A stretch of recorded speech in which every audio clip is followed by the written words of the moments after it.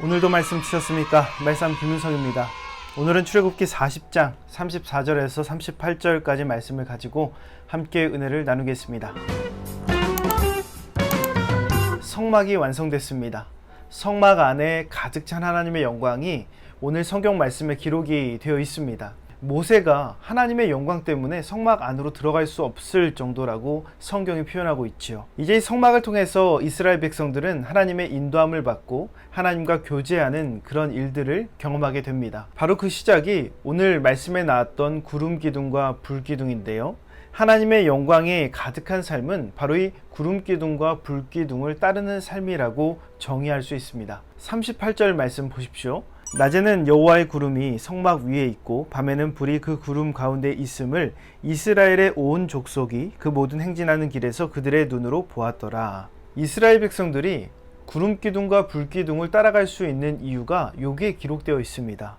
바로 그들의 눈으로 볼 수 있었기 때문이죠. 우리도 이렇게 하나님의 사인, 하나님의 인도하심을 눈으로 볼 수 있다면 얼마나 좋을까라는 생각을 할 수 있지만 하나님의 사인을 눈으로, 우리의 육안으로 볼 수 있는 방법이 있습니다. 바로 성경이죠. 성경은 기록된 하나님의 말씀입니다. 유일하게 우리의 두 눈으로 확인할 수 있는 하나님의 계시가 있다면 바로 이 성경이에요. 그러므로 이 성경의 말씀이 우리의 인생의 구름 기둥이요, 불 기둥이요, 그리고 우리의 삶에 따라가야 될 신호등이다라는 겁니다. 인생에 있어서도 신호등이 있는 것처럼 이 말씀에 따라서 서고 멈추고 하는 모습이 이스라엘 백성들에게도 그리고 오늘 우리에게도 필요하다는 것이죠.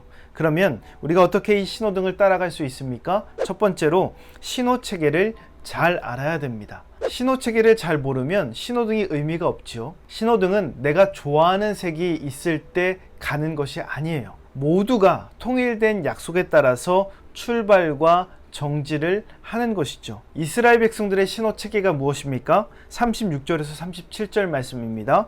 구름이 성막 위에서 떠오를 때에는 이스라엘 자손이 그 모든 행진하는 길에서 앞으로 나아갔고 구름이 떠오르지 않을 때에는 떠오르는 날까지 나아가지 아니하였으며 구름 기둥이 떠오르면 가고 구름 기둥이 떠오르지 않으면 멈췄어요. 간단합니다.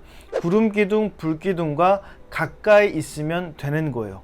이것이 말씀의 신호등을 따라가는 그들의 신호체계였어요. 우리가 신앙을 정의하자면 신앙은 주님과의 거리를 좁히는 싸움입니다. 결국 우리의 믿음이란 것은 주님과 얼마나 가까워지느냐의 싸움이에요. 그 거리를 점점 좁혀가는 것이죠. 복음서에 등장하는 이 중풍병자 이야기를 보면 4명의 사람들이 침상채로 예수님 앞에 그 중풍병자를 내려놓게 됩니다. 많은 무리가 그 집의 입구를 둘러 에워싸서 막고 있으니까 지붕 위로 올라갑니다. 그리고 지붕을 뚫고 예수님 앞으로 내립니다. 예수님과 중풍병자의 거리를 좁힌 거예요. 예수님과 거리를 좁히니까 예수님이 그들의 믿음을 칭찬하면서 중풍병자를 고쳐주시죠. 주님과의 거리를 좁히는 것이 믿음이란 겁니다. 그러기에 이스라엘 백성들은 구름 기둥, 불 기둥, 내가 좋아하는 기둥을 따라 살아가는 것이 아니라 그 구름 기둥, 불 기둥과 가까워지려고 노력했어요. 그것이 그들의 신앙 체계였습니다. 우리도 마찬가지예요. 성경과 가까워져야 되고 매일같이 말씀으로 다듬어져야 됩니다. 그것이 인생의 신호등을 따라 살아가는 삶의 모습이죠. 두 번째로 신호등으로 제약을 받아야 된다는 거예요. 구름 기둥과 불 기둥을 따라서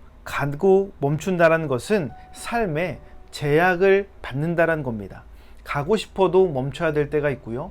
멈추고 싶어도 가야 될 때가 있는 겁니다. 삶에 찾아오는 제약과 불편함이 존재한다는 것이죠. 그래서 사람들이 차가 없으면 주위를 살펴보고 신호 위반, 무단 횡단을 할 때도 있습니다. 그 기다림이, 그 제약받는 것이 답답해서 자신의 뜻대로 행동하지만 결국에 많은 사고가 이런 불법적인 행동, 약속을 어기는 모습에서 나타나게 되는 겁니다. 베드로전서 5장 10절 말씀을 보면 모든 은혜의 하나님 곧 그리스도 안에서 너희를 부르사 자기의 영원한 영광에 들어가게 하시니가 잠깐 고난을 당한 너희를 친히 온전하게 하시며 굳건하게 하시며 강하게 하시며 터를 견고하게 하시리라 라고 나와 있습니다. 우리가 당하는 그 제약과 불편함, 말씀을 전하며 말씀대로 살아가는 삶을 통해서 찾아오는 그 고난의 시간들을 잠깐 고난이다 라고 표현합니다. 그러나 그 뒤에 잠깐 고난 뒤에 나오는 내용을 보면 그 제약이, 그 불편함이, 그 어려움이 우리를 온전하고 굳건하게 하고 강하게 한다라고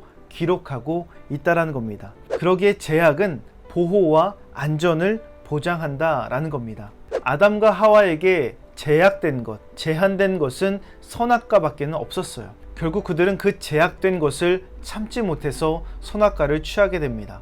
그리고 나서 가장 안전했던 에덴 동산에서 쫓겨나게 되는 것이죠. 그때부터 그들의 삶에 고통이 시작되는 겁니다. 그러므로 때때로 말씀을 따라 살아가는 것이 제약되고 불편할 수 있지만 그 제약과 불편함이 우리의 인생을 안전하게 보호한다는 사실을 우리가 반드시 기억해야 됩니다. 그러므로 오늘도 우리의 인생의 신호등을 따라서 살아가기를 주님의 이름으로 축원합니다. 몇 가지 묵상 질문 알려드립니다.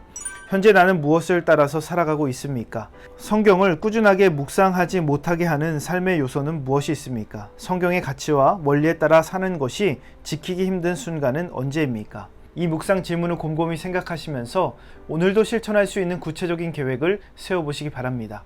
오늘 말씀의 내용이 도움이 되셨다면 좋아요와 구독 꼭 눌러주시고 이 말씀이 여러분의 삶이 되기를 예수님의 이름으로 축복합니다.